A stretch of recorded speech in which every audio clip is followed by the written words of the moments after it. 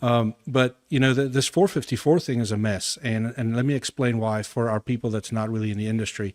The government stepped in and made us switch to another refrigerant from R410A. So if in our lifetime it was R22, then we went to R410A, and now we're in R454B, or some manufacturers decided to stay with R32. R32 is a very well-known refrigerant used overseas. Yeah. Yep. And so it was the guys that's got to have a pretty big footprint on the outside of the country decided to stay with R32. And so what that has meant now is that we're in this thing where these refrigerants are slightly flammable. So there's things that's being done to equipment that's increasing prices yet again.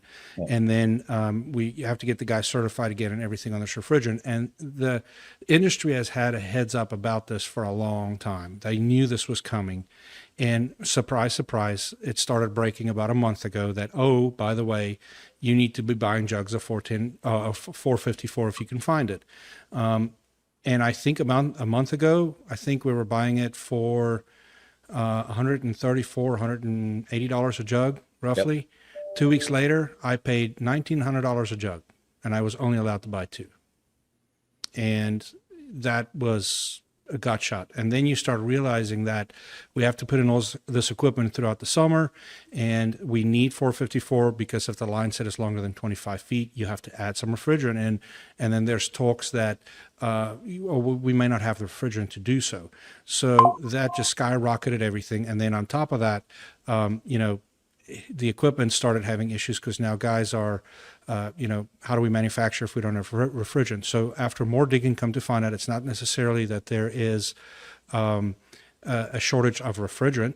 There's a shortage of the canisters to put the refrigerant in, which I find baffling because R32 has been shipping in those same canisters for a long time, which brings me to my conspiracy theory part. And this is my opinion, and it's like cowboy hats. Every a-hole has one, and I'm allowed to say my opinion in this country. That's why I moved here.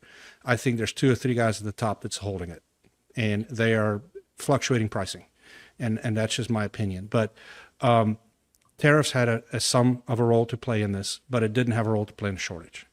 And so I'm sitting here quite steaming as a contractor that I can't find refrigerant, and I don't know what my summer is going to look like. Luckily, we have a great relationship with another brand that uses the R32, and we've been putting that in.